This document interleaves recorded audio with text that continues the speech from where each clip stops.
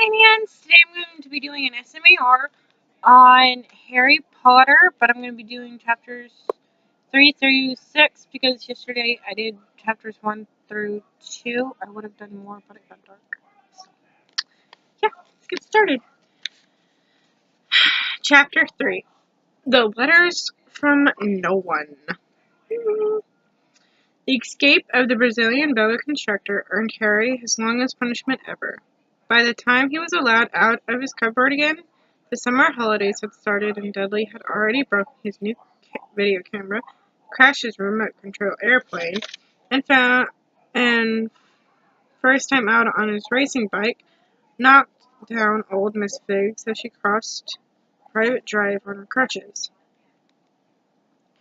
Harry was glad school was over, but there was no escaping Dudley's gaze, who visited the house every single day. Pierce, Dennis, Malcolm, and Gordon were all big and stupid, but as Dudley was the biggest and stupidest of the lot, he was the leader. The rest of them were all quite happy to join in Dudley's favorite sport, hunting, Harry hunting.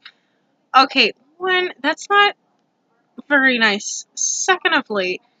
Seriously? That's just messed up.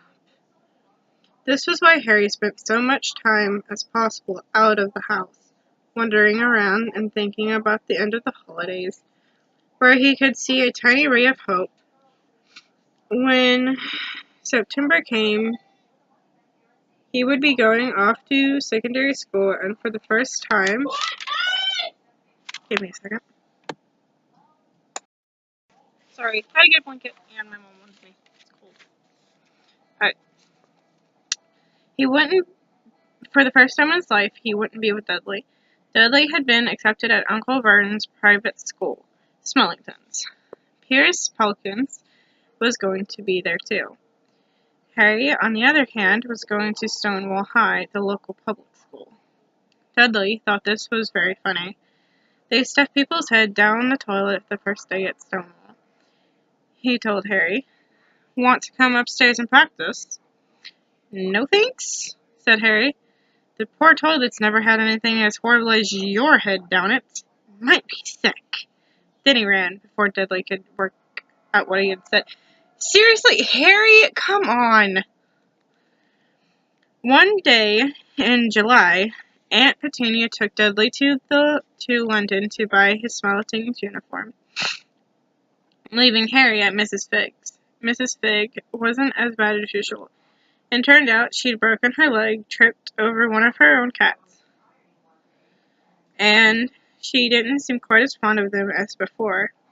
She let Harry watch television and gave him a bit of chocolate cake that tasted as though she'd had it for several years. That evening, Dudley prodded around the living room for the family in his brand new uniform. Smellington's boys wore maroon coattails, orange knickerbockers.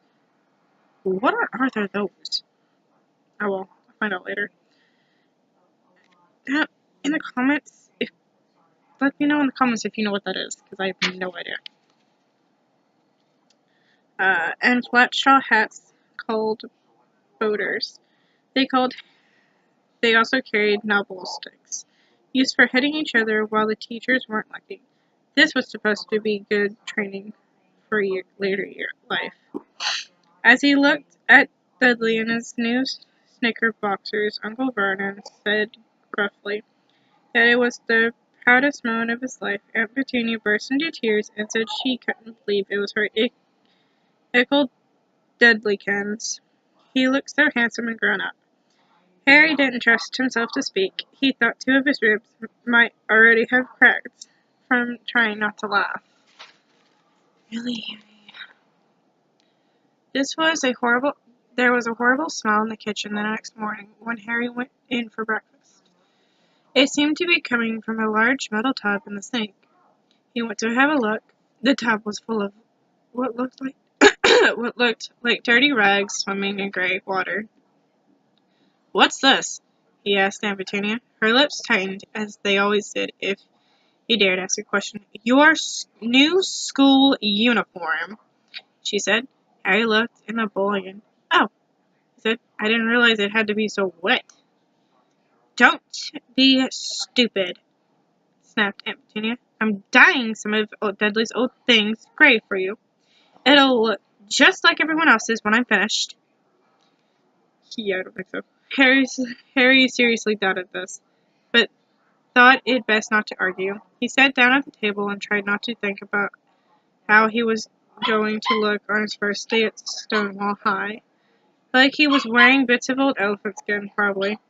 Dudley and Uncle Vernon came in, both with wrinkled noses because of the smell from Harry's new uniform. Uncle Vernon opened his newspaper, as usual, and Dudley banged his smoking stick, which he carried everywhere, on the table. They heard the click of the mill, slot and flop of letters on the doormat. Get the mail, Dudley, said Uncle Vernon from behind his paper. Make Harry get it. Get the mail, Harry. Make Dudley get it. Poke him with your smoking stick, Dudley.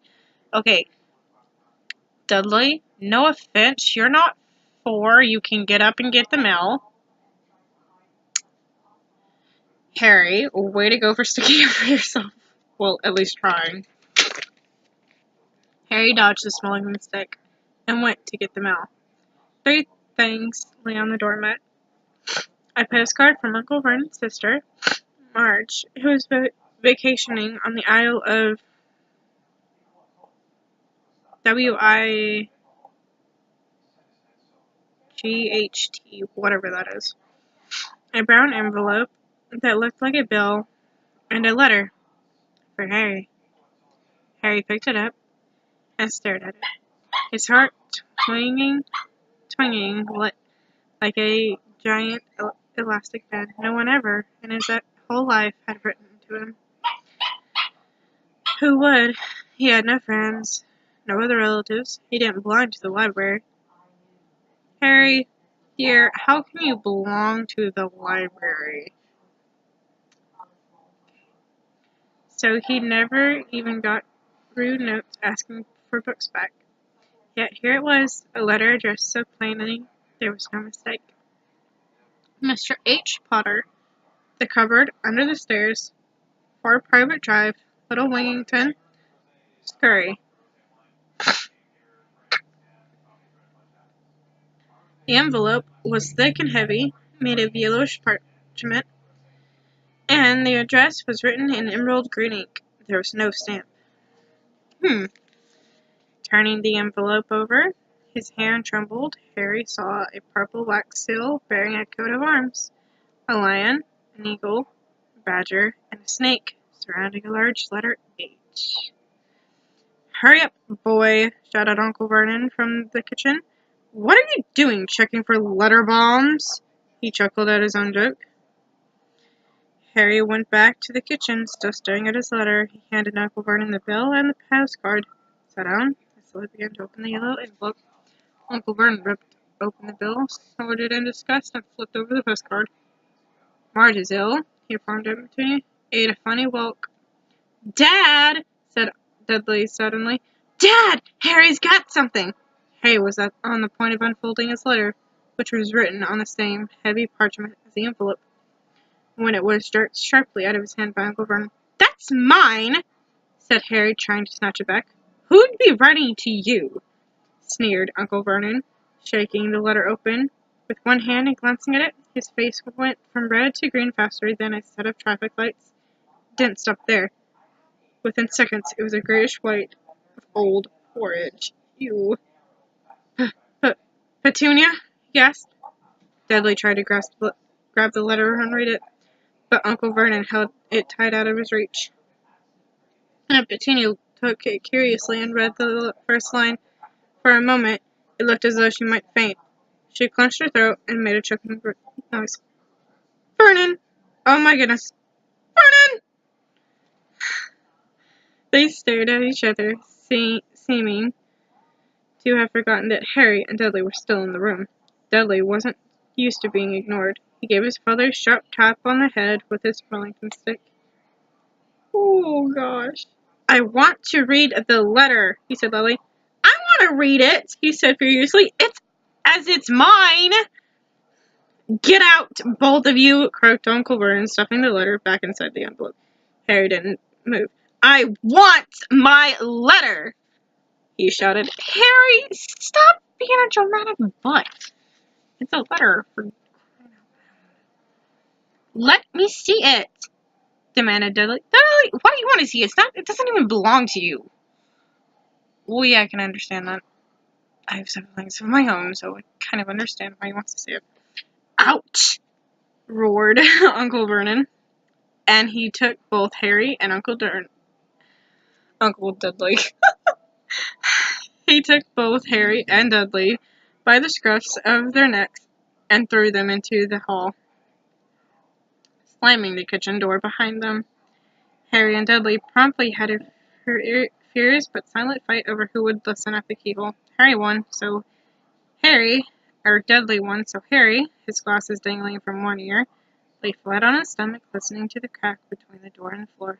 Vernon, Petunia was saying in a quivering voice, look at the address. How could they possibly know where he sleeps? You don't think they're watching the house? Watching? Spying. Might be following us. Uncle Vernon pulled wildly. But what should we do? Vernon, should we write back? Tell them we don't want? Harry couldn't see Uncle Vernon's skinny black shoes pacing up. Harry could see Uncle Vernon's shiny black shoes pacing up and down the kitchen. No, he said furiously, finally. No, we'll ignore it. If they don't get an answer, yes, that's best. We won't do anything. But I'm not having one in the house, Petunia. We didn't we swear when we took him in we'd stamp out that dangerous nonsense? Grrr. That evening, when he got back from work, Uncle Vernon did something he'd never done before. He visited Harry in his cupboard. Oh God, I'm scared. Where's my letter? Said Harry the moment Uncle Vernon had squeezed through the door. Who's writing to me? No one. It was an address to you by mistake, said Uncle Vernon shortly. I have burned it. It was not a mistake, said Harry angrily. It had my cupboard on it. Silence, yelled Uncle Vernon, and a couple of spiders fell from the ceiling. He took a few deep breaths and then forced his face into a smile, which looked quite painful. I can imagine. Yes, Harry, about this cupboard. Your aunt and I have been thinking. You're really getting a bit big for it. We think it might be nice if you moved into Dudley's second bedroom. Hold on. You have 2 bedrooms. You let your son have 2 bedrooms and Harry sleeps in a cupboard. What is wrong with you people? Like, seriously, what is wrong with you people? Why? Said Harry. Yeah, why? Why? Why do you suddenly all apparently care? Don't ask questions, snapped Uncle Vernon. Take the stuff upstairs now. Don't ask questions. If I were Harry, I would drum you with questions until you answered every single one of them. The Dursleys' house had 4 bedrooms, one for Uncle Vernon and Aunt Petunia, one for visitors, usually Uncle Vernon's sister Marge, one where Dudley slept, and one where Dudley kept all his toys and things that wouldn't fit into his first bedroom. It only took Harry one trip upstairs to move everything he owned from the cupboard into this room. He sat down on the bed and stared around him. Nearly everything in here was broken. The month-old video camera was lying on top of a small working tank Dudley had once driven over the next-door neighbor's dog. In the corner was Dudley's first ever television set, which he'd put his foot through when his favorite program had been cancelled. There was a large bird cage, which had once held a parrot that Dudley had swamped at school for a real air rifle, which was up on a shelf with the end all bent because Dudley had sat on it. Other shelves were full of books. Yay! They were the only things in the room that looked as though they'd never been touched. From downstairs came the sound of Dudley bawling at his mother. I don't want him in there. I need that room. Make him get out! Harry sighed and stretched out on the bed. Yesterday he'd have given anything to be up here. Today he'd rather be back in his cupboard and with the letter up than up here without it. Oh boy. Next morning at breakfast, everyone was rather quiet. Dudley was in shock. He'd screamed, wailed his fist with his smelling stick, been sick on purpose, kicked his mother, and thrown his tortoise through the greenhouse roof. And he still didn't have his room back. Harry was thinking about this time yesterday and bitterly wishing he'd opened the letter in the hall. Uncle Vernon and Aunt Petunia kept looking at each other darkly. When the mail arrived, Uncle Vernon, who seemed to be trying to be nice to Harry, made Dudley go and get it. Oh, now you be nice to Harry! What is your problem, people? Oh my god. They heard him banging things like with his Wellington stick all the way down the hall. Then he shouted, "There's another one, Mr. H. Potter, the smallest bedroom for private drive." With a strangled cry, Uncle Vernon leaped from his seat and ran down the hall. Harry was right behind him. Uncle Vernon had to wrestle Dudley to the ground to get the letter from him, which was made difficult by the fact that Harry had grabbed Uncle Vernon around the neck from behind. What? After a minute of confusing fighting, in which everyone had got hit a lot by I'm sorry.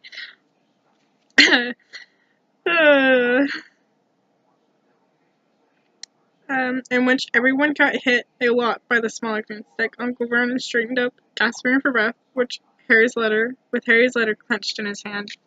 "Go to your cupboard. I mean your bedroom," he wheezed at Harry.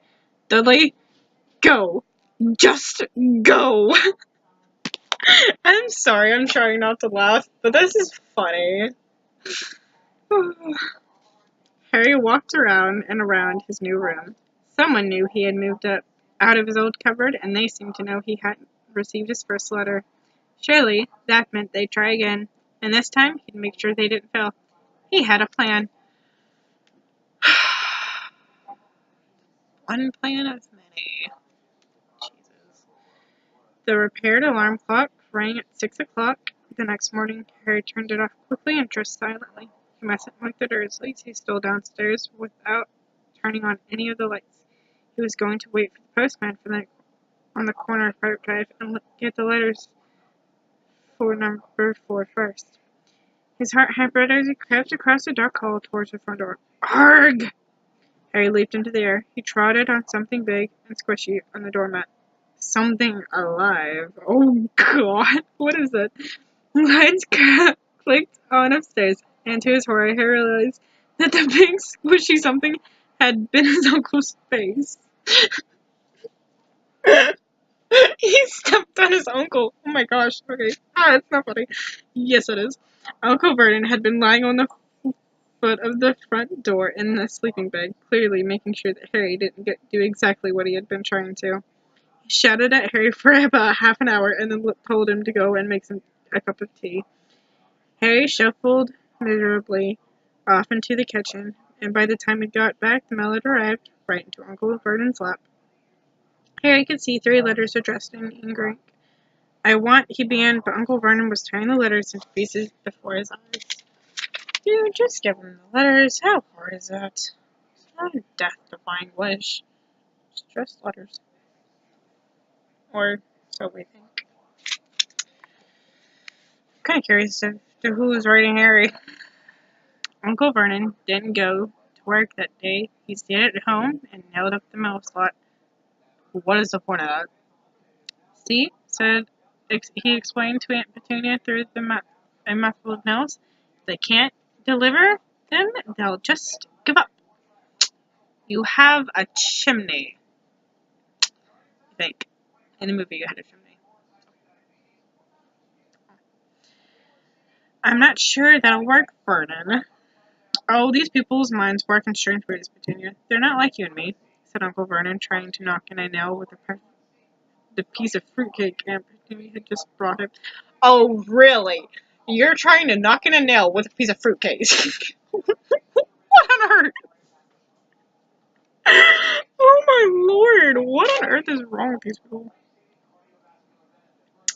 On Friday, no less than 12 letters arrived for Harry. As they could go through the mail slot, they had been pushed under the door. slot through the sides. A few of them even forced through the small window in the downstairs bathroom. Uncle Vernon stayed at home again. After burning all the letters, he got out a hammer and nailed and boarded up the cracks around the front and back doors so no one could get out. He hummed tiptoe through the tulips as he worked and jumped at small noses. On Saturday, things began to get out of hand. 24 letters to Harry found their way into the house, rolled up and hidden inside each of the 2 dozen eggs that their very confused milkman had handed Aunt Petunia through the living room window, while Uncle Vernon made various telephone calls to the post office and the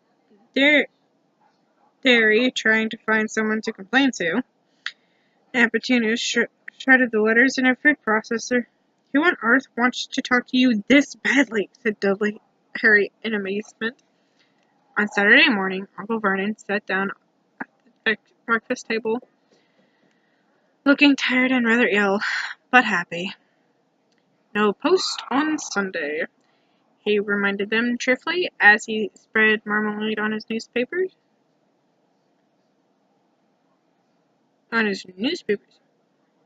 Why would you spread them on your news? Okay, I'm gonna give him credit. He is tired. "No damn letters today." That's what you think.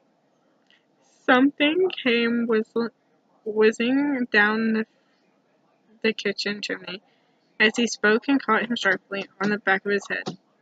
Next moment, 30 or 40 letters came pelting out of the fireplace like bullets. "Oh, I was right, Onage! Ha! See, told you." Ow.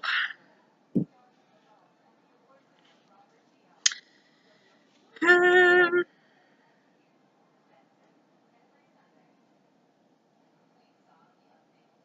doo-doo-doo.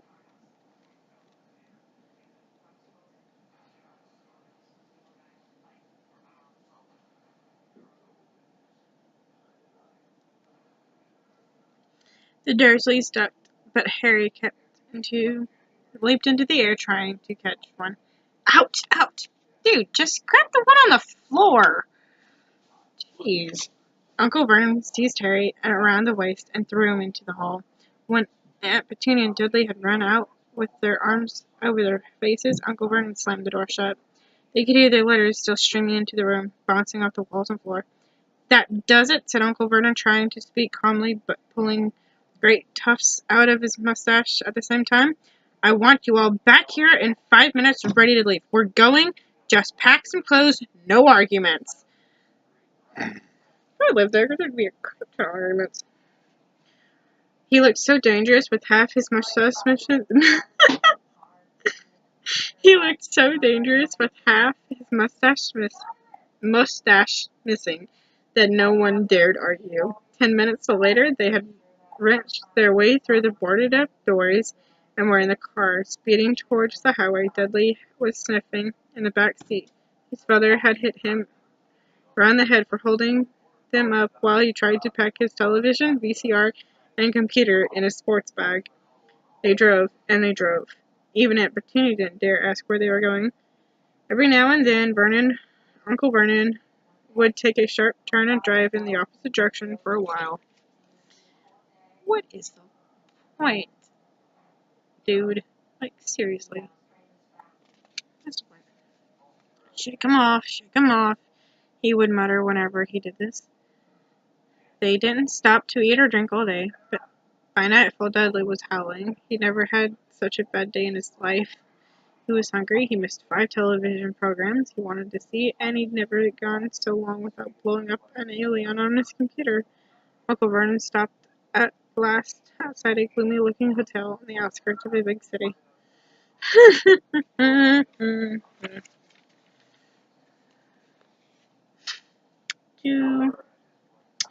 Dudley and Harry shared a room with twin beds and damp, musty sheets.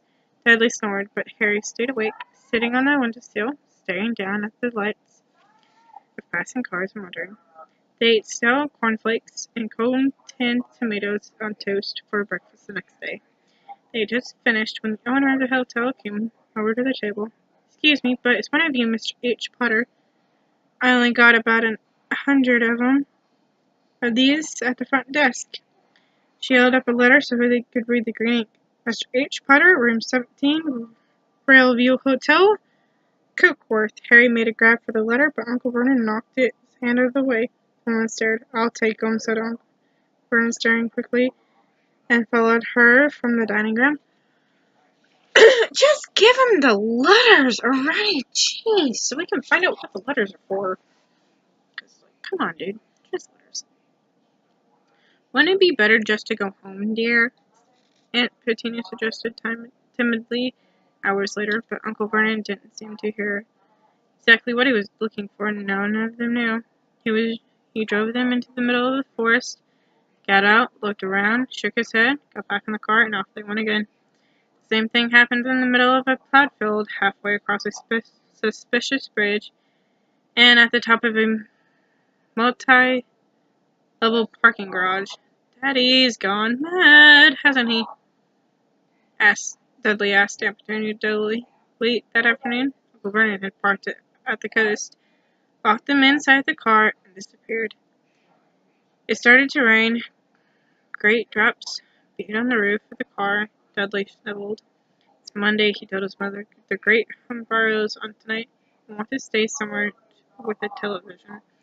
Monday. This reminded Harry of something. It was Monday, and he could usually count on Dudley to know the days of the week because of television. Tomorrow, Tuesday, was Harry's 11th birthday. Of course, his birthday was never exactly fun. Last year, the Dursleys had given him a coat hanger and a pair of Uncle Vernon's old socks. Still, you weren't even 11 every day. Uncle Vernon was back and he was smiling. He was also carrying a long, thin package and didn't answer Aunt Petunia when he asked what he'd bought. Found the perfect place, he said. Come on, everyone out. It was very cold outside the car. Uncle Vernon was pointing at what looked like a large rock, way out at sea.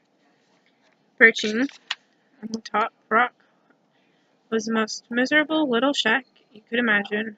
One thing was certain, there was no television in there. Oh boy, he is gonna get mad. Oh man. Storm forecast for tonight, said Uncle Vernon gleefully, clamping his hands together, and the gentlemen kindly agreed to lend us his boat. A toothless old man came ambling up to them, pointing with a rather wicked grin at an old rowboat bobbing in iron-grey water below them. I've already got us some rations, said Uncle Vernon, so all aboard. It was freezing in the boat. Icy sea spray and rain crept down their necks, and a chilly wind whipped their faces. After what seemed like hours, they reached the rock, where Uncle Vernon, slipping and sliding, led the way to the broken-down house. The inside was horrible. It smelled strong of seaweed. The wind whistled through the gaps in the wooden walls, and the fireplace was damp and empty. There was only 2 rooms. Uncle Vernon's rations turned out to be a bag of chips each and 4 bananas. He tried to start a fire, but the empty chip bags just smoked and shriveled up. Could do with some of those letters now, eh? He said cheerfully. He was in a very good mood. Obviously, he thought nobody stood a chance of reaching them here in a storm to deliver mail. Harry privately agreed, though the thought didn't cheer him up at all. As night fell, the promised storm blew up around them. Spray from the high waves splattered the walls on the hut, and a fierce wind rattled the filthy windows. Aunt Petunia found a few moldy blankets in the second room and made up a bed for Dudley. On the moth-eaten sofa, she and Uncle Vernon went off to the lumpy bed next door, and Harry was left to find the softest bit of floor he could and to curl up under the thinnest, most rugged blanket. The storm raged more and more furiously as the night went on. Harry couldn't sleep. He shivered and turned over, trying to get comfortable, his stomach grumbling with hunger. Dudley's snores were drowned by the low rolls of thunder that started near midnight. The lighted dial of Harry's watch which was dangling over the edge of the sofa on his fat wrist, told Harry he'd been 11 in 10 minutes' time. He lay and watched his birthday ticker near, wondering if the Dursleys would remember at all, wondering whether the letter writer was now. 5 minutes ago, Harry heard something creak outside. 5 minutes ago, Harry heard something creak outside. He hoped the roof wasn't going to fall in, although he might be warmer if it did. 4 minutes to go. Maybe the house and private drive would be so full of letters when they got back, they'd be able to steal one inside, somehow. 3 minutes to go. It was at the sea, slapping hard on the rock like that. 2 minutes to go. What was that funny crunching noise? Was that the rock crumbling into the sea?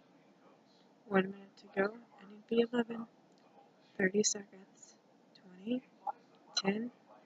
9. Maybe he'd wake up Dudley just to annoy him. 3, 2, 1. Boom. The whole shack shivered, and Harry sat bolt upright, staring at the door. Someone was outside, knocking to come in. Chapter 4. The Keeper of Keys. Boom! They knocked again. Dudley jerked awake. "Where's the cannon?" he said stupidly. There was a crash behind them, and Uncle Vernon came skidding into the room. He was holding a rifle in his hands. Now they knew what had been in that long, thin package he had brought with him. "Who's there?" he shouted. "I warn you, I'm armed." There was a pause. Then, smash! The door was hit with such force that it swung clean off its hinges, and with a deafening crash, landed flat on the floor. A giant of a man was standing in the doorway. His face was almost completely hidden by a long, shaggy mane of hair and a wild, tangled beard, but you could make out his eyes glistening like black beetles under all that hair. Well, we all know who this is. The giant squeezed his way into the hut, stooping so that his head just brushed the ceiling. He bent down, picked up the door, and fitted it easily back into its frame. The noise of the storm outside dropped a little. He turned to look at them all. Couldn't make us a cup of tea, could you? Not been an easy journey. He strode over to the sofa where Dudley sat frozen in fear. "Budge up, you great lump," said the stranger. Dudley squeaked and ran to hide behind his mother, who was crouching, terrified, behind Vernon. "Ah, here's Harry," said the giant. Harry looked up into the fierce, wild, shadowy face, and saw that the bearded eyes were crinkled in a smile. "Last time I saw you, you was only a baby," said the giant. "You look a lot like your dad, but you have your mom's eyes." Uncle Vernon made a funny, raspy noise. "I demand that you leave at once, sir," he said. "You are breaking and entering, and you are being a dramatic idiot." "Ah, shut up, Dursley, you great prune," said the giant. He reached over the back of the sofa and jerked the gun out of Uncle Vernon's hands, bit it into a knot as easy as if it had been made of rubber, and threw it into a corner of the room. Uncle Vernon made another funny noise, like a mouse being trodden on. "Anyway, Harry," said the giant, turning his back on the Dursleys, "a very happy birthday to you. Got something for you. Here, I might have sat on it at some point, but it'll taste all right." From an inside pocket of his black overcoat, pulled out a slightly squished box. Harry opened it with trembling fingers. Inside was a large, sticky chocolate cake with "Happy Birthday, Harry" written on it in green icing. He looked up at the giant. He meant to say thank you, but the words got lost on his way to his mouth, and what he said instead was Who are you? The giant chuckled. True, I haven't introduced myself. Rubius Haggard, keeper of keys and grounds at Hogwarts. He held out an enormous hand and shook Harry's whole arm. What about the tea, then, eh?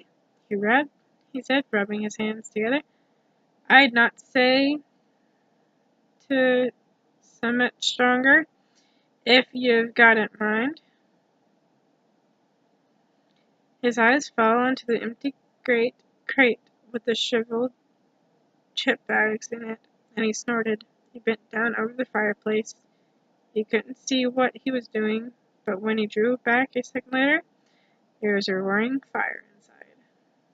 It filled the whole damp hut with a flickering light, and Harry felt the warmth wash over him as though he'd sunk into a hot tub. The giant sat back down on the sofa, which sagged under his weight, and began taking all sorts of things out of the pockets of his coat. A copper kettle, a squishy package of sausage, a poker, a teapot, several chipped mugs, and a bottle of some amber liquid that he took a swig from before starting to make tea. Soon the hut was full of the sound and smell of sizzling sausage. Nobody said a thing while the giant was working, but as he slid the first 6 fat, juicy, slightly burnt sausages from the poker, Dudley fidgeted a little. Uncle Vernon said sharply, Don't touch anything he gives you, Dudley. The giant chuckled sharply. Your great puddin' of a son don't need fattening any more, Dursley. Don't worry. He passed the sausage to Harry, who was so hungry he had never tasted anything so wonderful, but he still couldn't take his eyes off the giant. Finally, as nobody seemed about to explain anything, he said, I'm sorry, but I still don't really know who you are. The giant took a gulp of tea and wiped his mouth with the back of his hand. Call me Haggard, he said. Everyone does. And like I told you, I'm keeper of keys at Hogwarts. Yeah, you all know all about Hogwarts, of course. No, said Harry. Haggard looked shocked. Sorry, said Harry quickly. Sorry, barked Haggard, turned to stare at Dursley's, who shrank back into the shadows. It's them that should be sorry. I knew you weren't getting your letters, but I never thought you wouldn't even know about Hogwarts for crying out loud. Did you never wonder where your parents learned it all? Oh, what? Asked Harry. Oh, what? Hagrid thundered. Now wait just 1 second. He had leaped to his feet in his anger. He seemed to fill the whole hut. The Dursleys were cowering against the wall. Do you mean to tell me, he growled at Dursleys, that this boy know nothing about anything? Harry thought that this was going a bit far. He had been to school, after all, and his marks weren't bad. I know some things, he said. I can,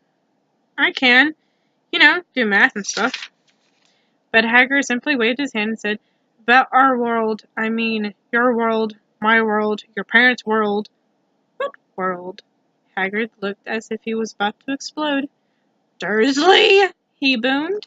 Uncle Vernon, who had gone very pale, whispered something that sounded like Mimble Wimble.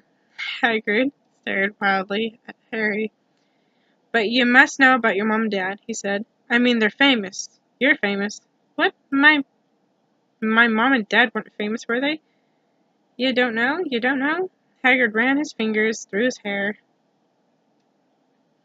fixing Harry with a bewildered stare. You don't know what you are, he said finally. Uncle Vernon suddenly found his voice. Stop, he commanded. Stop right there, sir. I forbid you to tell the boy anything. A braver man than Vernon Dursley would have quailed under the furious look Hagrid now gave him. When Hagrid spoke, his every syllable trembled with rage. You never told him. Never told him what was in the letter Dumbledore left for him. I was there. I saw Dumbledore leave it, Dursley, and you've kept it from him all these years. Kept what from me? Said Harry eagerly. Stop! I forbid you! Yelled Uncle Vernon in panic.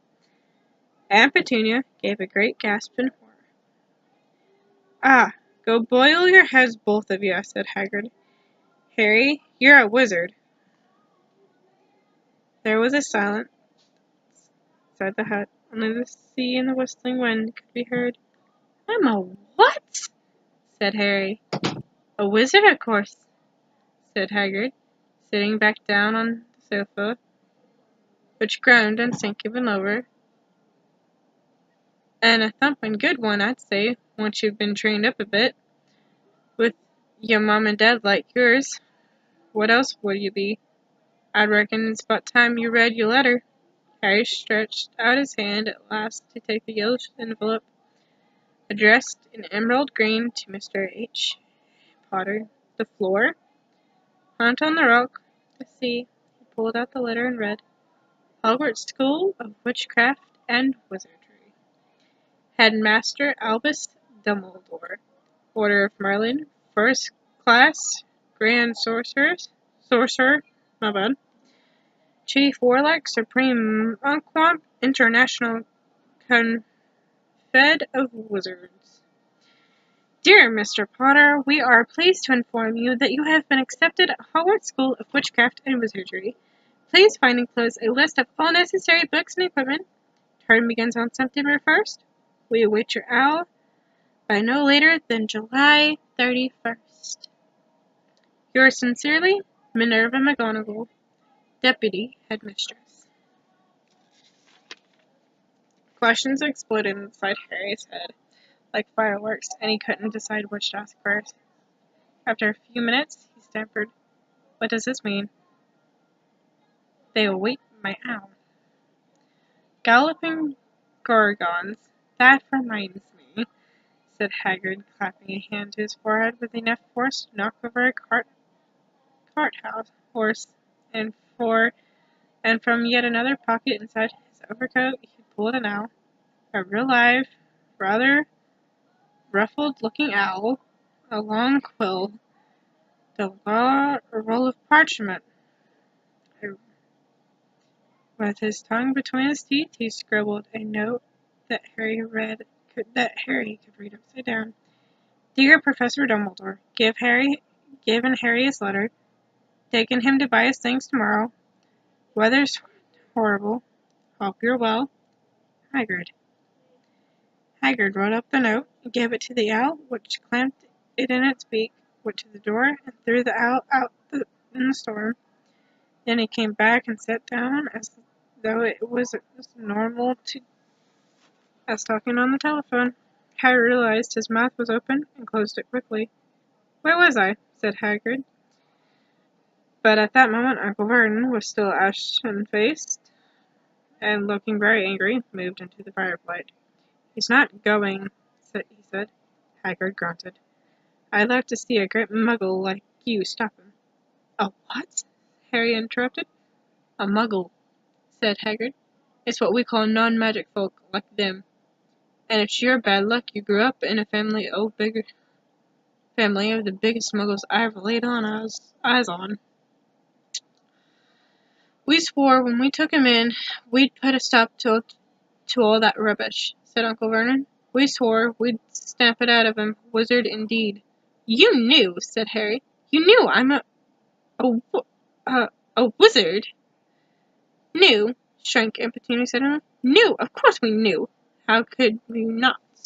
My jotted sister being what she was.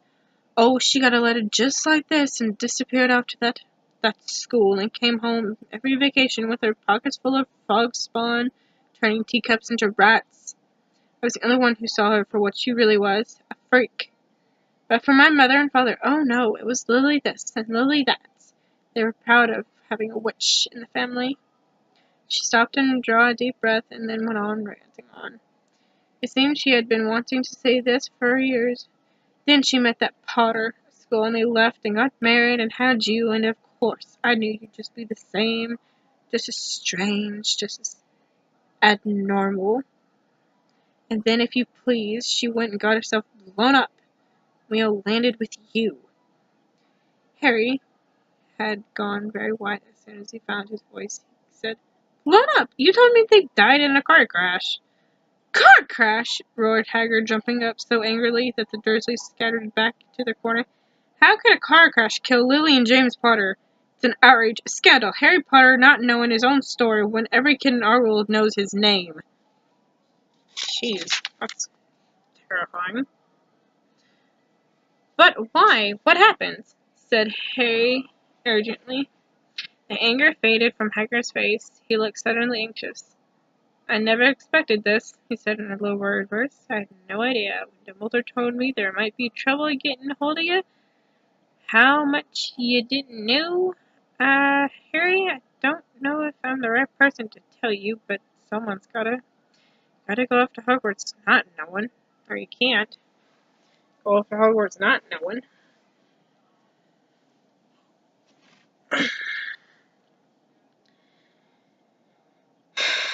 He threw a dirty look at the Dursleys. Well, it's best you know as much as I can tell you. Mind, I can't tell you everything. It's great mystery, parts of it. He sat down, stared into the fire for a few seconds, and then said, "It begins, I suppose, with a person called. It's incredible, y'all.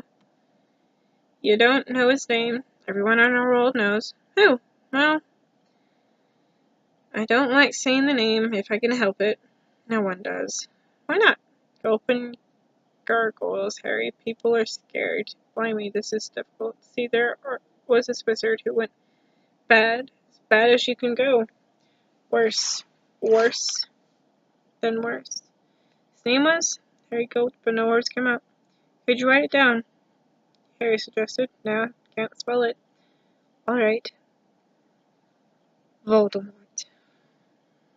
Hagrid shuddered. Don't make me say it again. Anyways, this wizard about 20 years ago started looking for followers. Got him too. Some were afraid. Some just wanted a bit of his power. Because he was getting himself power, alright? Dark days, Harry. Didn't know who was to trust. Didn't dare get friendly with strangers, wizards, or witches. Terrible thing happened. He was taking over.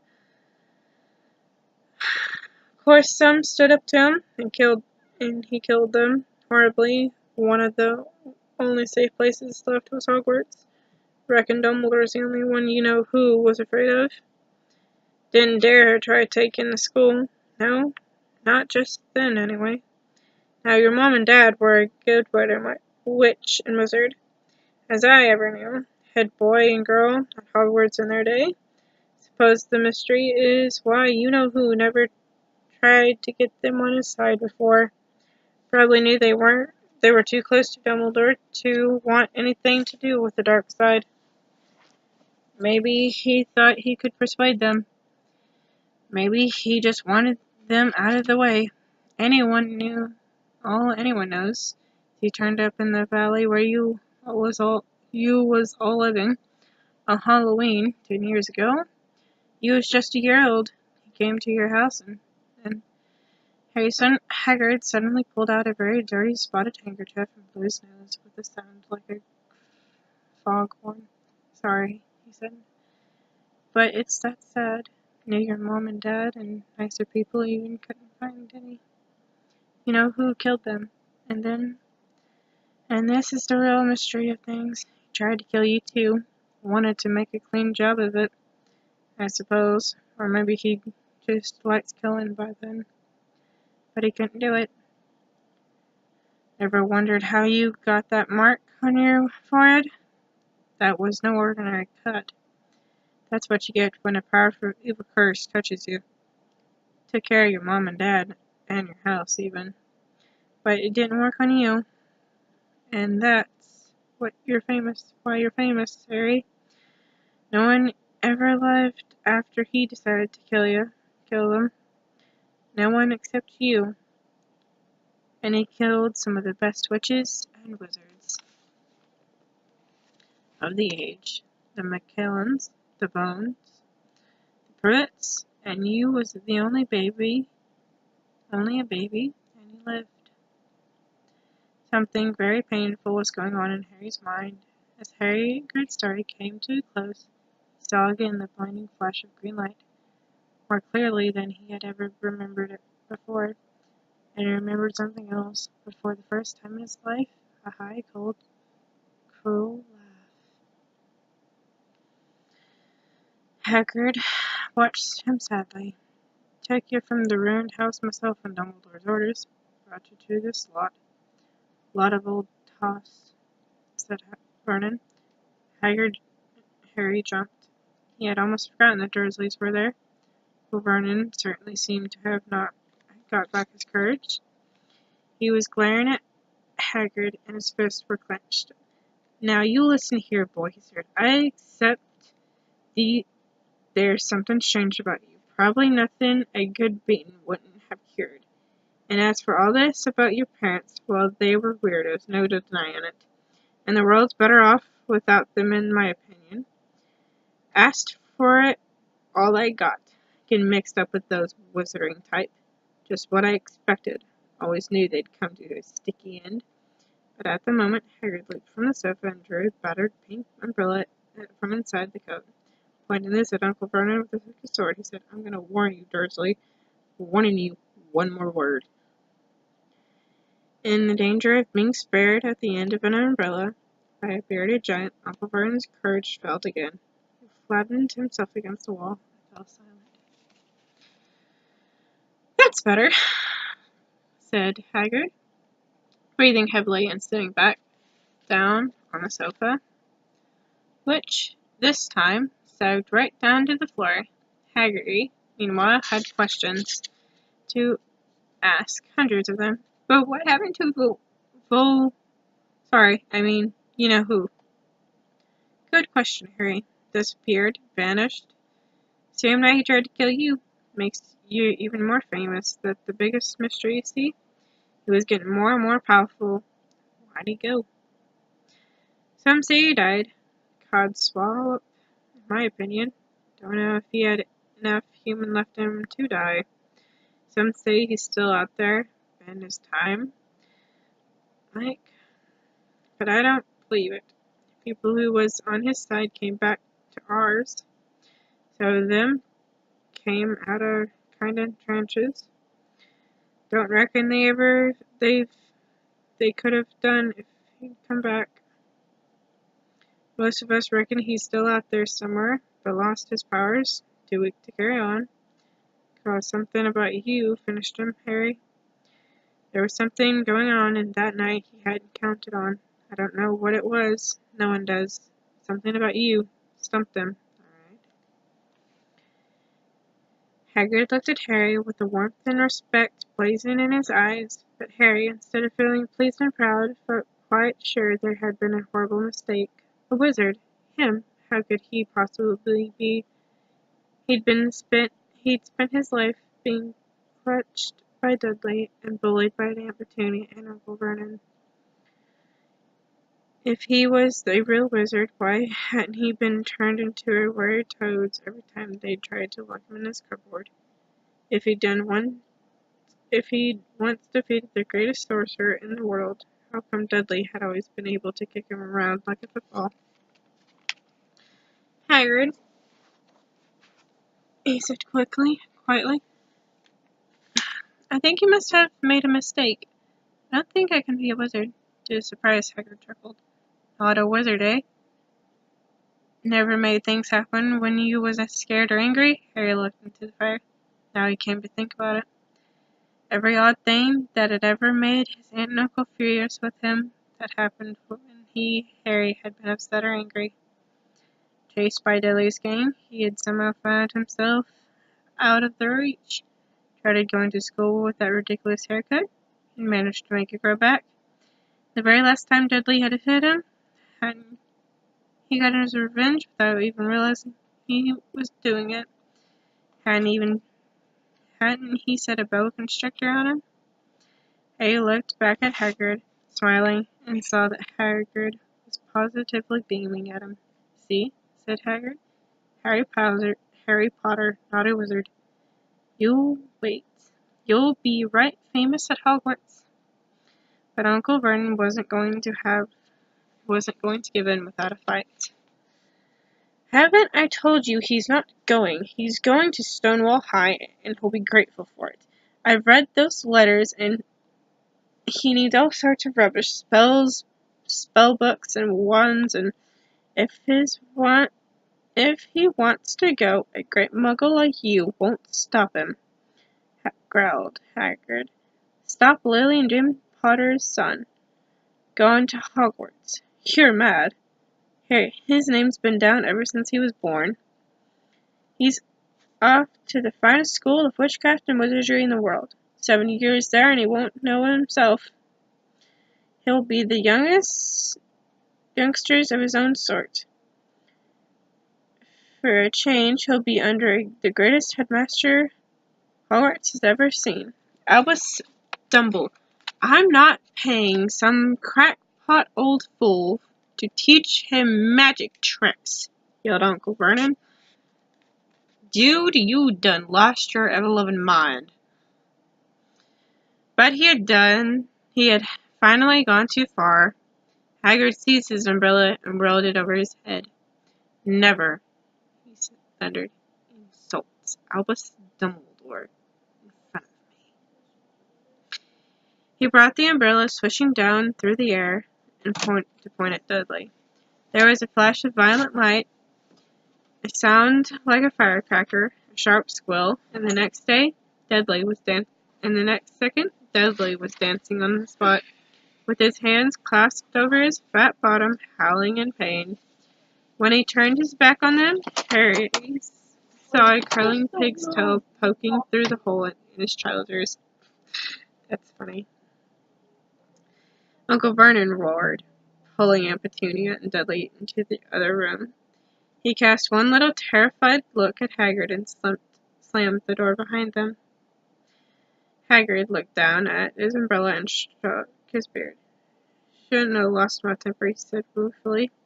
But it didn't work anyway. I meant to turn him into a pig. But I suppose he was much like a pig anyway. There wasn't much left to do. He cast a sideways look at Harry under his bushy eyebrows. Be grateful if you didn't mention that to anyone at Hogwarts, he said. I'm not supposed to do magic, strictly speaking. I was allowed to do a bit to follow you and get your letters to you and stuff. One of the reasons I was keen to take on the job. Why aren't you supposed to do magic? Said Harry. Oh well, I was at Hogwarts myself, but got expelled, tell you the truth. In my 3rd year, they snapped me 1 in half and everything. And Dumbledore let me stay on as the gamekeeper. Great man, Dumbledore.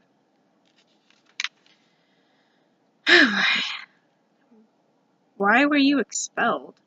Getting late, and we've got lots to do tomorrow, said Hagrid loudly.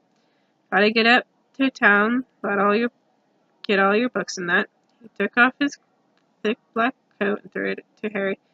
You can keep that, he said. Don't mind if it wiggles a bit. I think I still got a couple of dormice in one of those pockets. Really, Hagrid? Mice? Really? Really, Hagrid? Really? I guess it's alright. Oh well, it's just nice. Chapter 5. Yay! So tired. Diagon Alley. Harry woke early the next morning. Although he could tell it was daylight, he kept his eyes shut tight. It was a dream, he told himself firmly. I dreamed a giant called Hagrid came to tell me I was going to school for wizards. When I opened my eyes, I would be at home in my cupboard. There was a suddenly loud tapping noise. And there's Aunt Petunia knocking on the door, Harry thought, his heart sinking. But he still didn't open his eyes. It had been such a good dream. Tap, tap, tap. All right, Harry mumbled. I'm getting up. He sat up, and Hagrid's heavy coat fell off him. The hut was full of sunlight. The storm was over. Hagrid himself was asleep on the collapsed sofa, and there was an owl rapping his claw on the window, newspaper held in its beak. Harry scrambled to his feet, so happy he felt as though a large balloon swelled inside him. He went straight to the window and jerked it open. The owl swooped in and dropped the newspaper on the top of Hagrid, who didn't wake up. The owl then fluttered onto the floor and began to attack Hagrid's coat. Don't do that. Hagrid tried to wave the owl out of the way, but snatched its beak fiercely at him and carried on savaging the coat. Hagrid, said Harry loudly. There's an owl. Pay him, grunted. Hagrid grunted on the sofa. What? He wants paying for delivering the paper. Look in the pockets. Hagrid's coat seemed to be made of nothing but pockets. Bunches of keys, slug pellets, balls of string, peppermint humbugs, tea bags. Finally, Harry pulled out a handful of strange-looking coins. Give him 5 nuts, said Hagrid sleepily. Nuts? The little bronze ones. Harry counted out 5 little bronze coins, and the owl held out his leg so Harry could put the money into a small leather pouch tied to it. Then he flew off through the open window.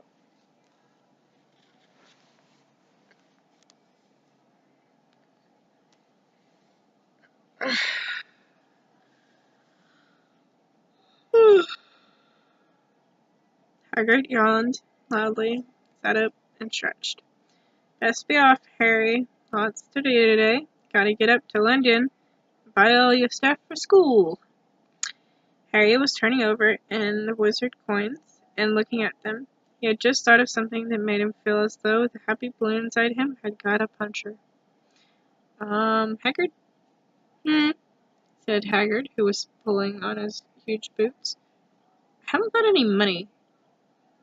And you heard Uncle Vernon last night. He won't pay for me to go and learn magic. Don't worry about that, said Hagrid, standing up and scratching his head. Do you think your parents didn't leave you anything? But if their house was destroyed, they didn't keep their gold in the house, boy. Not first stop to us is Gringotts. Wizard's Bank. Have a sausage. They're not bad cold. And I wouldn't say no to a bit of your birthday cake neither. Wizards have banks. Just the one, Gringotts, run by goblins. Harry dropped a bit of the sausage he was holding. Goblins? Yeah, so you'd be mad to try and rob it. I'll tell you that. Never mess with goblins, Harry. Gringotts is the safest place in the world for anything you want to keep safe. Except maybe Hogwarts. As a matter of fact, I gotta visit Gringotts anyways, for Dumbledore. Hogwarts visits. Hagrid drew himself up proudly. He usually gets me to do important stuff for him. Fetching you, getting things from Gringotts. Knows he can trust me. See? Got everything? Come on then. Harry followed Hagrid out onto the rock.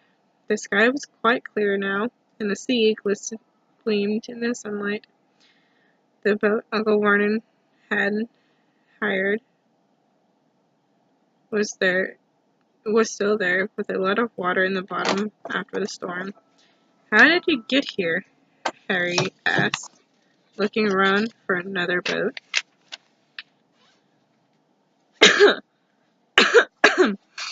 Flew, said Hagrid. Flew? Yeah, but we'll go back this way. Not supposed to use magic now. I've got you. They settled down in the boat. Harry, still staring at Hagrid, trying to imagine him flying.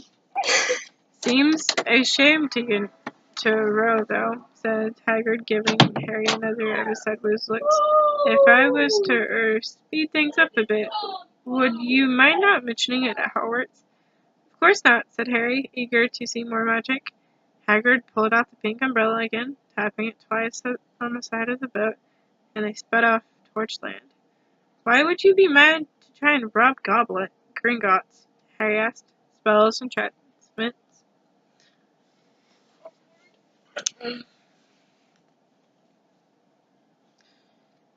said Haggard, unfolding his newspaper as he spoke. They say there's dragons guarding the high security vaults. And then you gotta find your way. Gringotts is hundreds of miles under London, see? Deep under the underground. You'd die of hunger trying to get out of there, even if you did manage to get your hands on something. Harry sat and thought about this while Haggard read his newspaper, The Daily Prophet. Harry had learned from Uncle Vernon that people liked to be left alone when they did this, but it was very difficult. He'd never had so many questions in his life. Ministry of Magic's messing up things as usual, Haggard muttered to his page, turning the page. There's a Ministry of Magic? Harry asked, before he could stop himself. Of course, said Haggard. They wanted Dumbledore for minister, of course, but he'd never leave Hogwarts. So old Cornelius Fudge got the job. Fudger, if there ever was one. So he pelts Dumbledore with owls every morning, asking for advice. But what does the Minister of Magic do? Well, their main job is to keep it from the muggles, so that there's still witches and wizards up and down the country. Why? Why? Blimey, Harry, everyone be wanting magic solutions to their problems. Now we'd be left alone. Now we're best left alone. At this moment, the boat bumped gently into the harbor wall. Haggard folded up his newspaper, and they climbed up the stone steps onto the street. Passengers stared a lot at Haggard as they walked through the little town to the station. Harry couldn't blame them. Not only was Haggard twice as tall as anyone else, he kept pointing at perfectly ordinary things like parking meters and saying aloud, "See the hairy things these muggles dream up?" "Eh, Hagrid," said Harry, panting a bit as he ran to keep up. "Did you see there are dragons at Gringotts?" Well, so they say," said Hagrid. "Crinky, I'd like a dragon."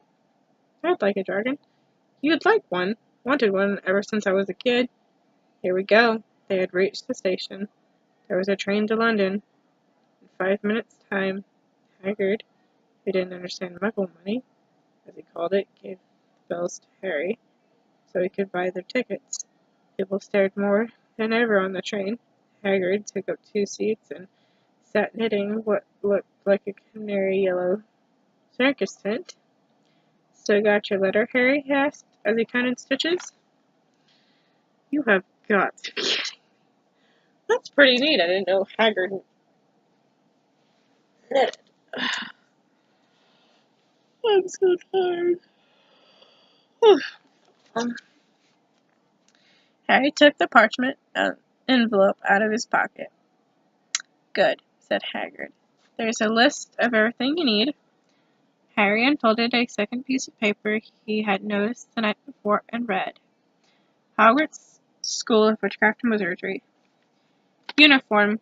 First-year students will require 3 black sets of plain work robes, black, 1 plain pointed hat, black for day wear, 1 pair of protective gloves, dragon hide or similar, 1 winter cloak, black, silver fastenings. Please note that all pupils' clothes should carry name tags. Course books. All students should have a copy of each of the following: The Standard Book of Spells, Grade 1, by Miranda Goshawk. History of Magic, by Bathilda Bagshot. Magical Theory, by Albert Waffling. A Beginner's Guide to Transfiguration, by Emmerich Switch. 1000 Magical Herbs and Fungi, by Phillida Spore. Magical Draughts and Potions, by Arison Chigger. Fantastic Beasts and Where to Find Them, by Newt Scamander. Dark Forces, A Guide to Self-Protection, by Quentin Trimble. Other equipment: 1 wand, 1 cauldron, Peter's standard size 2, 1 set of glass or crystal phials, 1 telescope, 1 brass scale. Students may also bring an owl or a cat or a toad. parents are reminded that first years are not allowed their own broomsticks. Can we buy all this in London? He wondered aloud. If you know where to go, said Hagrid. Harry had never been to London before. Although Hagrid seemed to know where he was going, he was obviously not used to getting there in an ordinary way. He got stuck in the ticket barrier on the underground and complained loudly that these seats were too small and the trains too slow. I don't know how the Muggles managed without magic, he said as he climbed a broken-down escalator that led up to a bustling road lined with shops. Hagrid was so huge that he parted the crowd easily. All Harry had to do was keep close behind him. They passed bookshops and music stores, hamburger restaurants and cinemas, but nowhere that looked as if it would sell a magic wand. This was just an ordinary street full of ordinary people. Could there really be piles of wizard gold buried miles beneath them? Were there really shops that sold spellbooks and broomsticks? Might this not all be some huge joke that the Dursleys had cooked up? If Harry had known that the Dursleys had no sense of humor, he might have thought so. Yet somehow, even though everything Hagrid had told him so far was unbelievable, Harry couldn't help trusting him. This is it, said Hagrid, coming to a halt. The Leaky Cauldron. It's a famous place. It was a tiny, grumbled-looking pub. If Hagrid had pointed it out, Harry wouldn't have noticed it there. The people hurrying by didn't glance at it. Our eyes slid from the big bookshop to one side of the record shop on the other as if they couldn't see the Leaky Cauldron at all. In fact, Harry had the most particular feeling. Only he and Hagrid could see it. Before he could mention this, Hagrid had steered him inside. For a famous place, it was very dark and shabby. A few old women were sitting in a corner, drinking tiny glasses of sherry.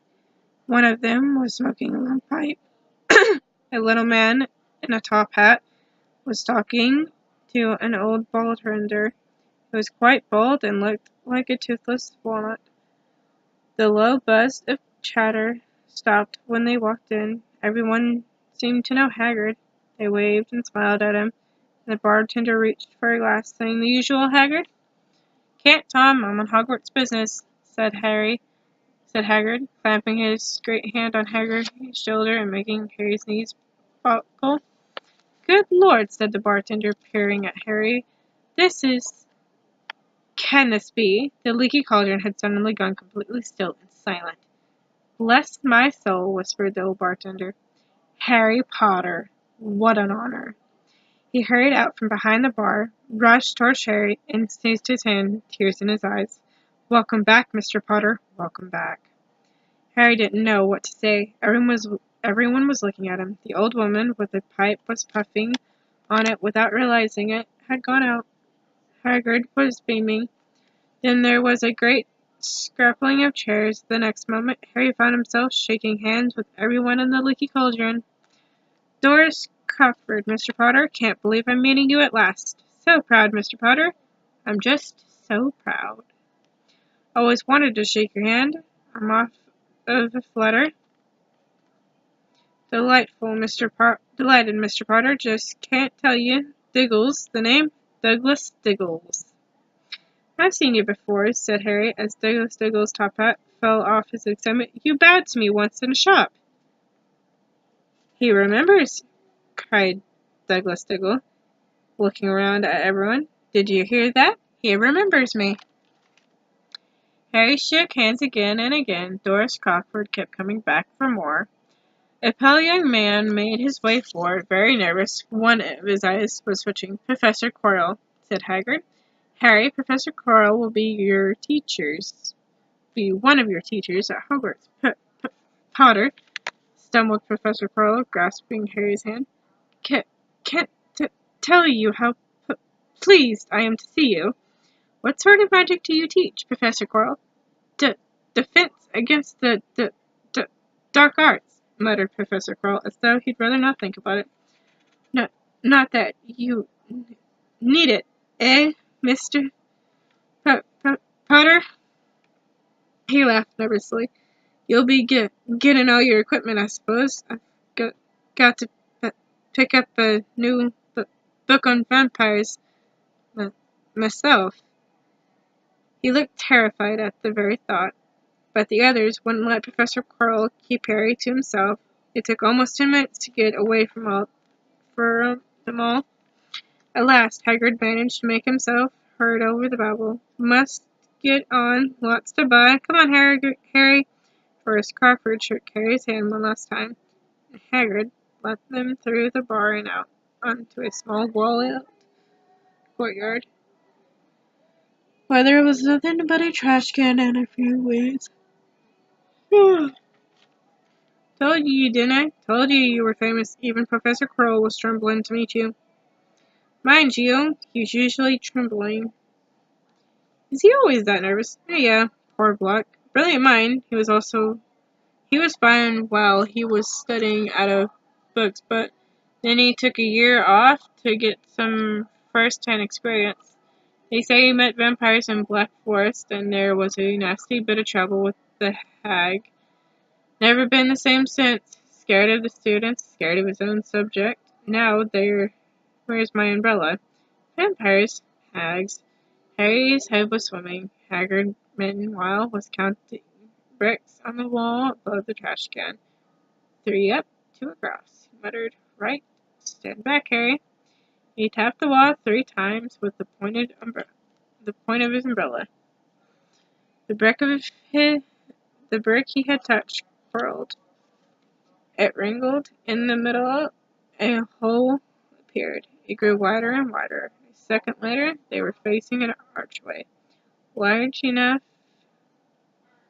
even for Hagrid, an archway onto a cobbled street that twisted and turned out of sight. Welcome, said Hagrid. To Diagon Alley.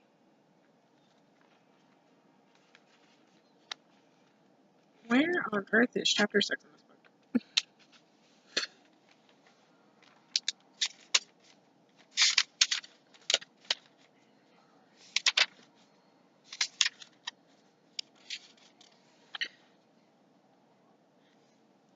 Holy cow. And there's a lot more.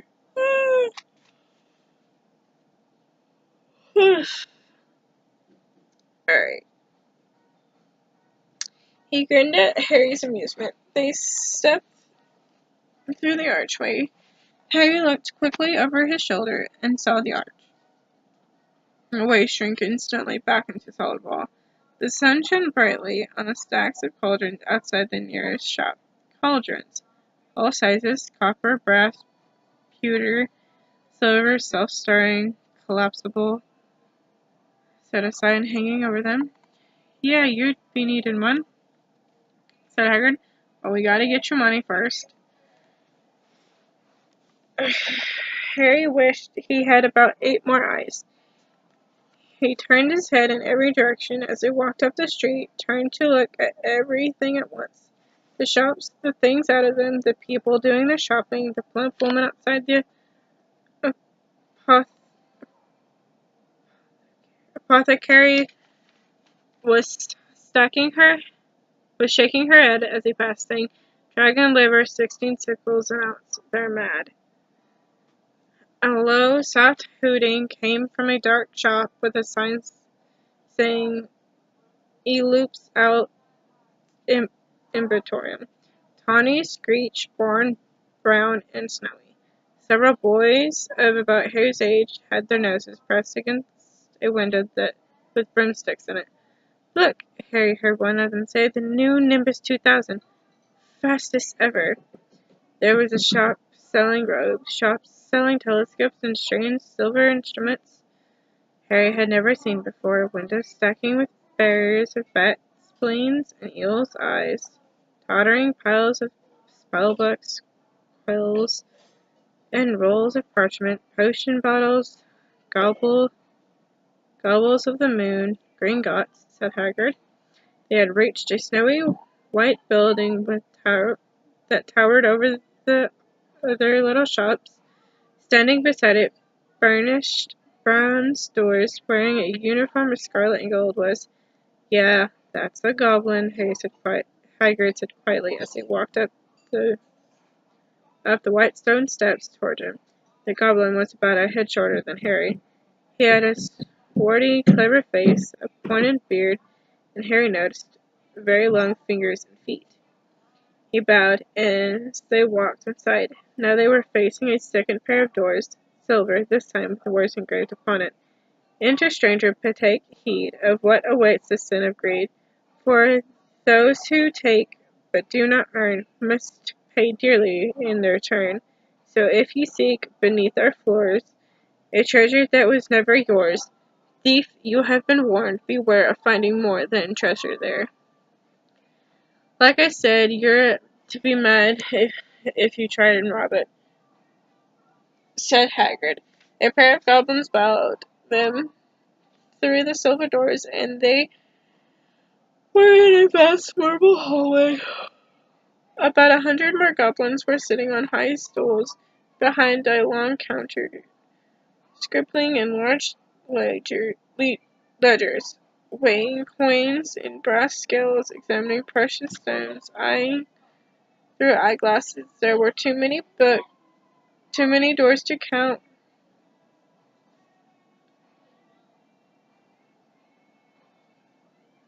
leading off the hall, and yet more goblins were shoving people in and out of these. Hagrid and Harry made for the counter.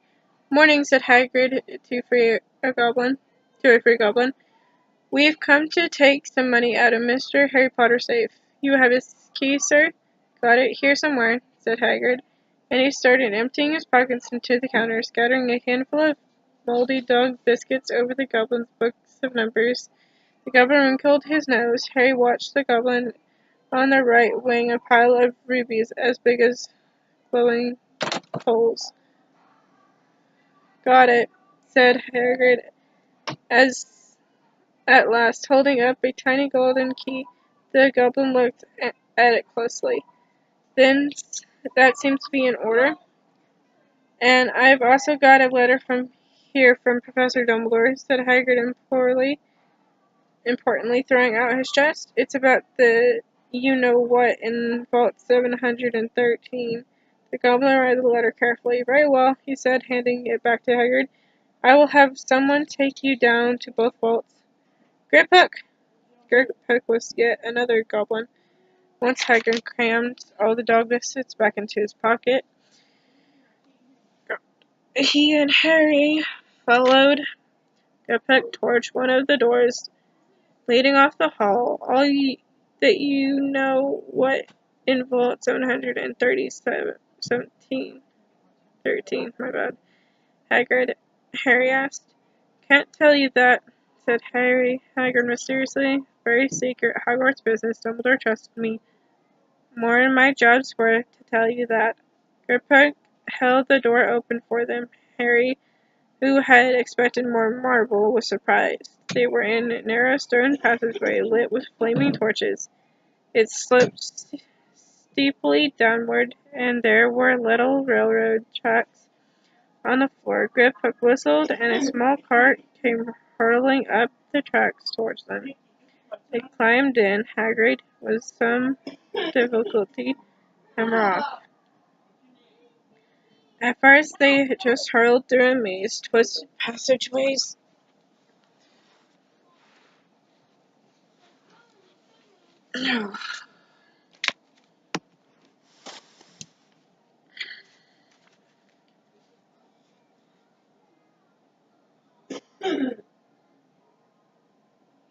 Harry tried to remember left, right, left, middle, fork, right, left, but it was impossible. The rod on the card seemed to know its own way, because Griphook wasn't staring.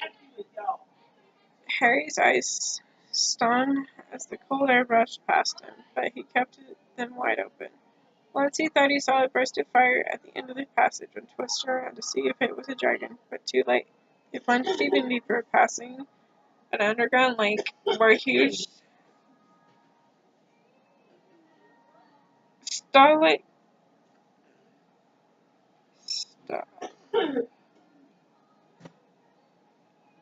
stalactites and stalagmites grew from the ceiling and floor. I never knew. Harry called to Hagrid over the noise of the cart. What's the difference between stalagmite and stalactic? Stalagmite's got an M in it, said Hagrid. And don't ask me questions just now. I think I'm gonna be sick. Harry did look very green when the cart stopped at last beside a small door in the passageway. Hagrid got out and had to lean against the wall to stop his knees from trembling. Griphook unhooked the door. A lot of green smoke came billowing out, and as it cleared, Harry gasped. Inside were mounds of gold coins, columns of cereal, heaps of little bronze knobs. All yours, Hagrid smiled. All Harry's. It was incredible. The Dursleys couldn't have known about this, or they'd have it from him faster than thinking. How often had they complained how much Harry cost him to keep? And all the time there had been a small fortune belonging to him buried deep under London. Helped Harry pile some into a bag. The gold ones are gallons, he explained. 17 silver sickles to a gallon and 29 nickels to a sickle. It's easy enough, right? That should be enough for a couple of terms. We'll keep the rest safe for you. He turned to Griphook. About 713 now, please, and can we go more slowly? One speed only, said Griphook. They were going even deeper now and gathering speed. Air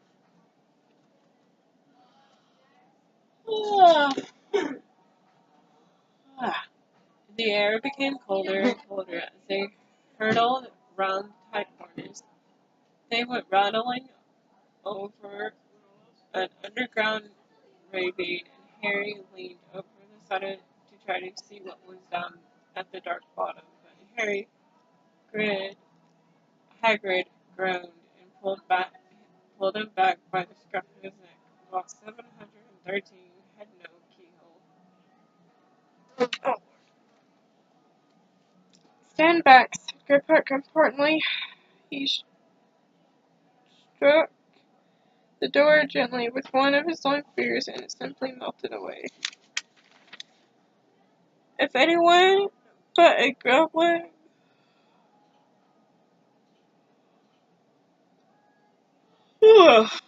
If anyone but a Gringotts goblin tried that, they'd be sucked through the door and trapped in there, said Griphook. How often do you check to see if anyone's inside? Hagrid asked. About once every 10 years, said Griphook with a rather nasty grin. Something really extraordinary had to be inside this top-secret vault. Harry was sure, and he leaned forward, eagerly expecting to see fabulous jewels at the very least. But at first he thought it was empty. Then he noticed a crumpled little package wrapped up in brown paper lying on the floor. Hagrid picked it up and tucked it deep inside his coat. Harry longed to know what it was, but knew better than to ask. Come on back in this infernal cart, and don't talk to me on the way back. It's best if I keep my mouth shut, said Hagrid. One wild cart ride later, they stood blinking in the sunlight outside Gringotts. Harry didn't know where to run first now that he had a bag full of money. He didn't have to know how many gallons there were to pound to know, but he was holding more money than he had in his whole life, more money than even Dudley had ever had. Might as well get your uniform, said Hagrid, nodding towards Madame Malkin's robes for all occasions. Listen, Harry, would you mind if I slip away for a pick-me-up in the leaky cauldron? I hate them goblin carts, or Gringotts carts. He did still look a bit sick, so Harry entered Madame Malkin's shop alone, feeling nervous. Madame Malkin's was a squat, smiling witch dressed all in Marve. Hogwarts, dear, she said when Harry started to speak. Got the light here. Another young man being fitted up just now, in fact. In the back of the shop, a boy with a pale, pointed face was standing on their footstool, while a second witch pinned up his long black robes. Madame Malkin stood Harry on the stool next to him, slipped a long black robe over his head, and began to pin it to the right length. "Hello," said the boy. "Hogwarts, too?" "Yes," said Harry. "My father's next door buying my books, and mother's up the street looking at wands," said the boy. He had a bored, drawling voice. "You know, going to drag them off to look at racing brooms. I don't see why first years can't have their own. I think I'll bully father into getting me one, and I'll smuggle it in anyway." Harry was strongly reminded of Dudley. "Have you got your own broom?" said the boy went on. "No," said Harry. "Play Quidditch at all?" "No," he said again, wondering what on earth Quidditch could be. "I do. Father says it's a crime if I not pick to play for my house, and I must say I agree. No. Now what house you'll be in yet?" "No," said Harry, feeling more stupid by the minute. "Well, no one really knows until they get in there. Do they? Do they? But I know I'll be in Slytherin. All our family have been. Imagine being in Hufflepuff. I think I'd leave, wouldn't you?" "Hmm," said Harry, wishing he could say something a bit more interesting. "I say, look at that man," said the boy, suddenly nodding towards the front window. Hagrid was standing there, grinning at Harry and pointing at the two large ice creams to show he couldn't come in. "That's Hagrid," said Harry, pleased to know something about the boy he didn't. "He works at Hogwarts." "Oh," said the boy. "I've heard of him. He's a sort of servant, isn't he?" "He's a gamekeeper," said Harry. He was liking the boy less and less every second. "Yes, exactly. I heard he's sort of a savage. Lives in a hut on the school grounds, and every now and then he gets drunk, tries to do magic, and ends up setting fire to his bed." "I think he's brilliant," said Harry coldly. "Do you?"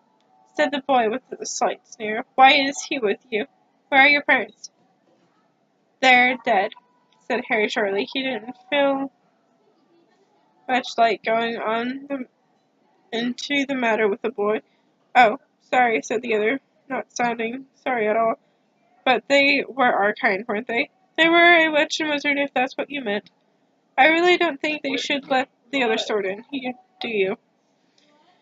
They're just not the same. They've never been brought up to know our ways. Some of them have never heard of Hogwarts until they get the letter. Imagine. I think they should keep it in the old wizarding families. So what's your surname, anyway?" But before Harry could answer, Madame Malkin said, "That that's you, then, my dear," said said and Hagrid, sorry, and Harry, not sorry for an excuse to stop talking to the boy, hopped down from the stool. "I'll see you at Hogwarts, I suppose," said the drawling boy. Harry was rather quiet as he ate his ice cream. Hagrid had brought him chocolate and raspberry with chopped nuts. "What's up?" said Hagrid. "Nothing," Harry lied. "They stopped to buy parchment and quills." Harry cheered up a bit when he found a bottle of ink that changed colors as you wrote. When they had left the shop, he asked, "Hagrid, what's Quidditch?" "Blimey, Harry, I keep forgetting how little you know, not knowing about Quidditch." "Don't make me feel worse," said Harry. He told Hagrid about the pale boy and Madame Malkin's. And he said people from Muggle families shouldn't even be allowed in. "You're not from a Muggle family, Harry. You, if you'd known who you were, he'd grown up knowing your name if his parents were wizard folk. You saw when everyone in the Wiki Quadrant was like when they saw you. Anyway, what does he know about it? Some of the best I ever saw were the ones with magic in them in a long line of muggles, like your mom. Look what she had for a sister. So what is Quidditch?" "It's our sport, wizard sport. It's like soccer in the Muggle world. Soccer in the Muggle world. Everyone follows Quidditch. Play it up.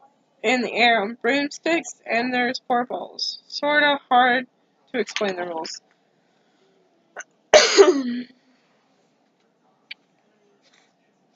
And what are Slytherin and Hufflepuff? Schoolhouses, there are four. Everyone says Hufflepuffs are a lot of duffers, but I bet I'm in Hufflepuff, said Harry gloomily. But better Hufflepuff than Slytherin, said Harry darkly. There is not a single witch or wizard who went bad and who wasn't in Slytherin. You know who was one. Oh, sorry, you know who was at Hogwarts? Years and years ago, said Harry. They brought Harry school books in a shop called Flourish and Box,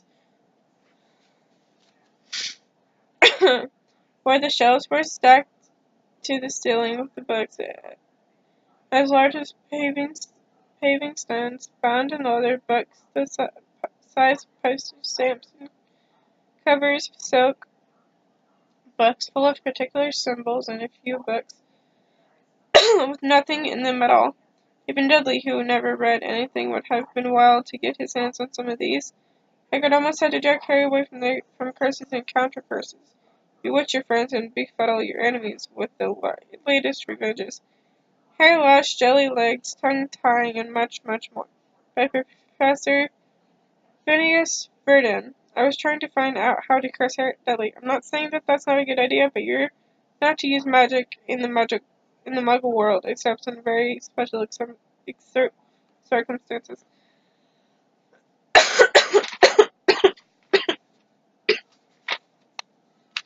Alright.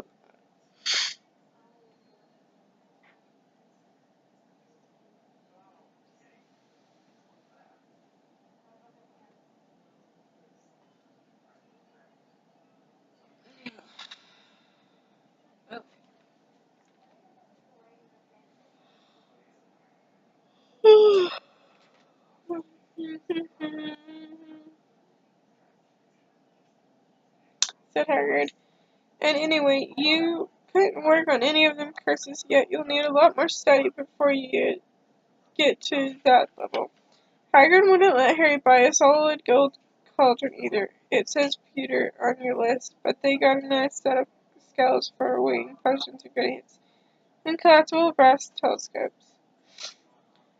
Then they visited the apothecary, which was fascinating enough to make up for its horrible smell, a mixture of bad eggs and rotten cabbages. Piles of slimy stuff stood on the floor, jars of herbs, dried roots, and bright powders lined the walls. Bundles of feathers, strings of fangs, and snarled claws hung from the ceiling. While Hagrid asked the man behind the counter for a simple supply of basic potion ingredients for Harry himself examined silver unicorn horns at 21 gallons each and minuscule, glittery black beetle eyes, 5 knots a scoop. Outside the apothecary, Hagrid checked Harry's list again. Just your one left out, I'll still haven't got you a birthday present. Harry felt himself good. You don't have to. I know, I don't have to. Tell you what, I'll get your animal, not a toad. Toads went out of fashion years ago. You'll be left up. And I don't like cats, but they make me sneeze. I'll get you now. All the kids want owls. They're dead useful, carry your mail and everything.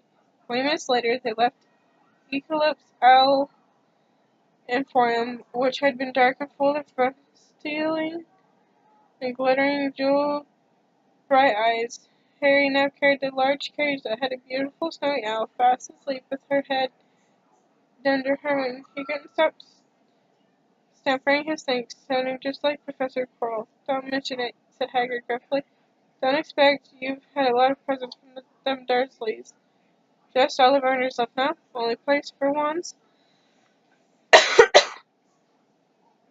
Oh.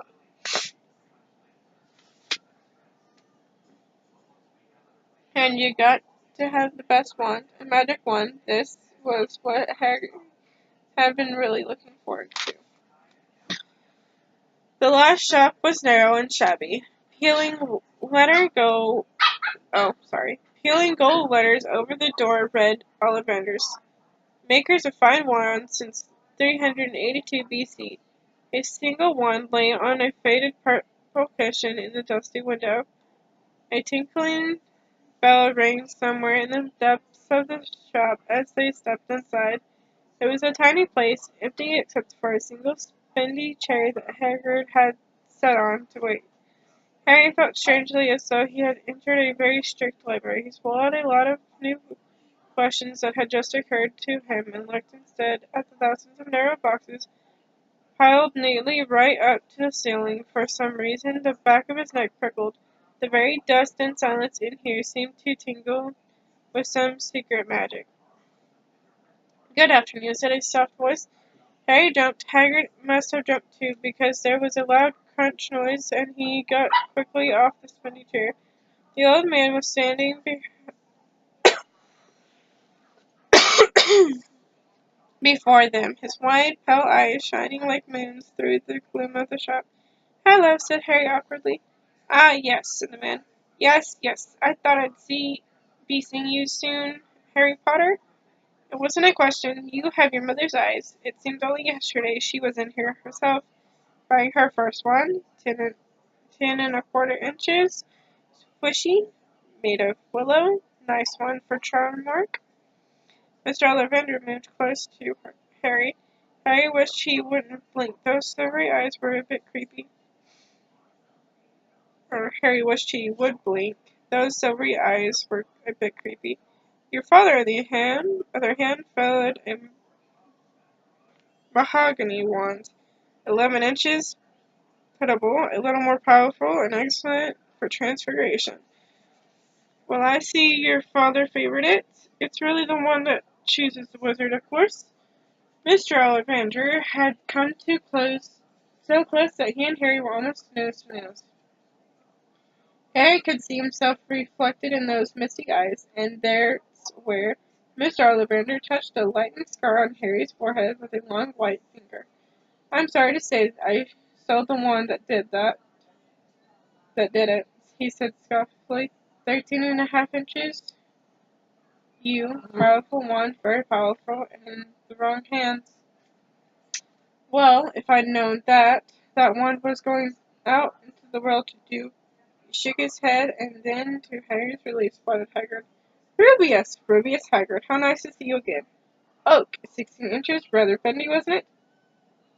"It was, sir, yes. Good one, that one, but I suppose they snapped it in half when you got expelled," said Mr. Ollivander, suddenly stern. "Very, yes, they did. Yeah," said Hagrid, shuffling his feet. "I've still got the pieces, though,"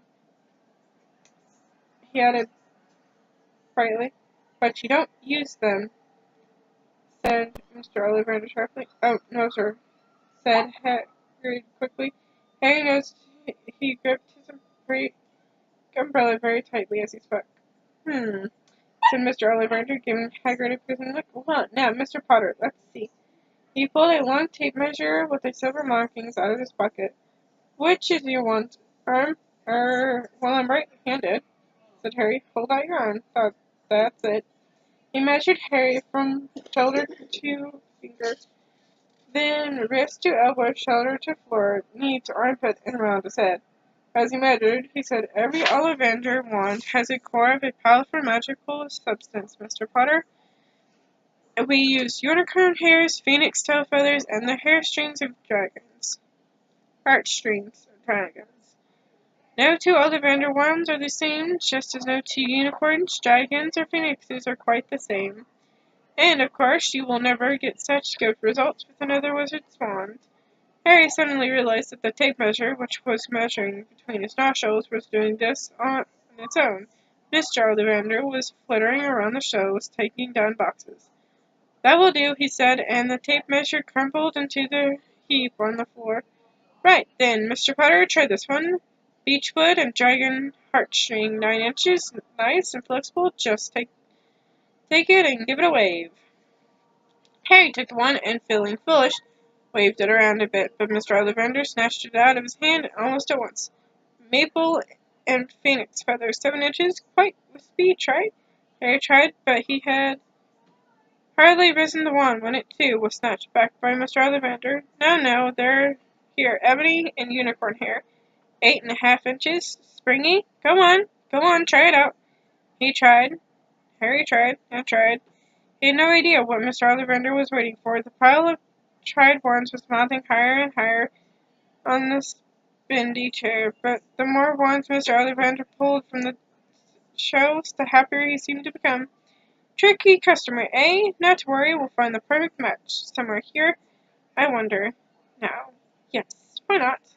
Usual combination, hollow and phoenix feather, 11 inches, nice and supple.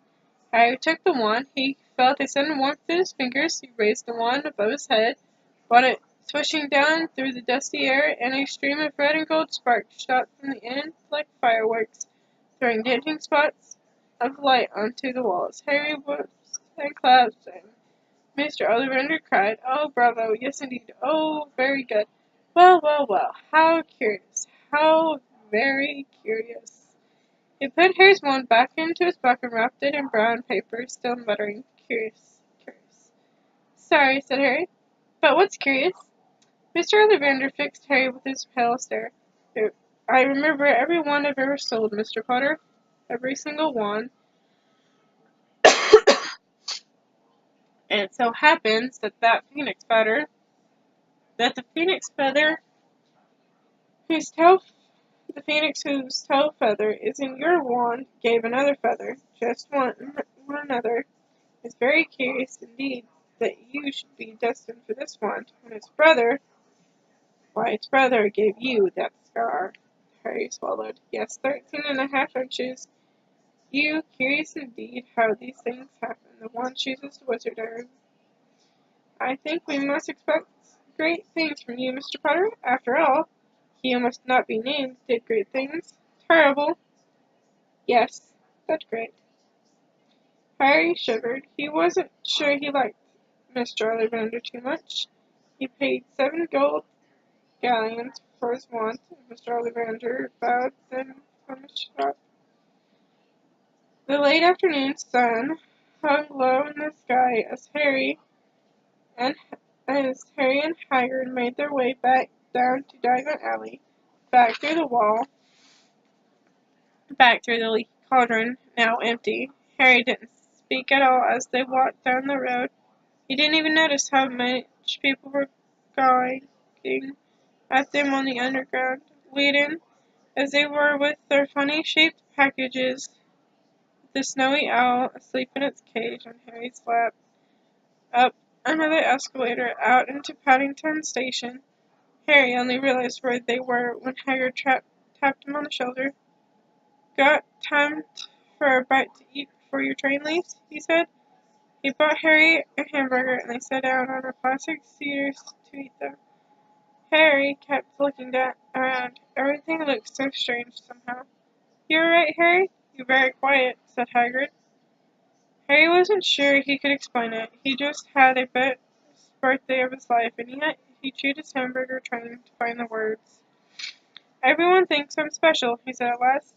"All these people in the leaky cauldron, Professor Quirrell, Mr. Ollivander, but I don't know anything about magic at all. How can they expect great things? I'm famous, and I can't even remember what I'm famous for. I don't know what happened the night my parents died." Hagrid leaned across the table. Behind the wild beard and eyebrows he wore a very kind smile. "Don't worry, Harry. You'll learn fast enough. Everyone starts at the beginning at Hogwarts. You'll be just fine. Just be yourself. I know it's hard.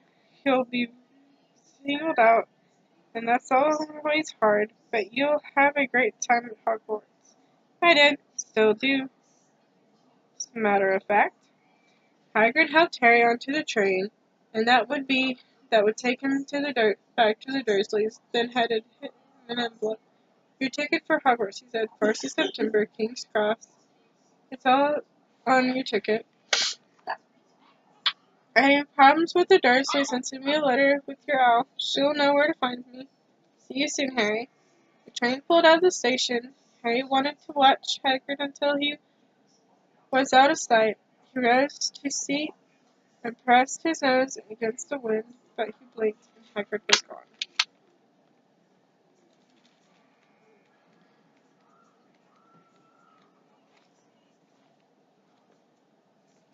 So, alright. That is all. Until next time, don't forget to like, subscribe, and comment. Bye!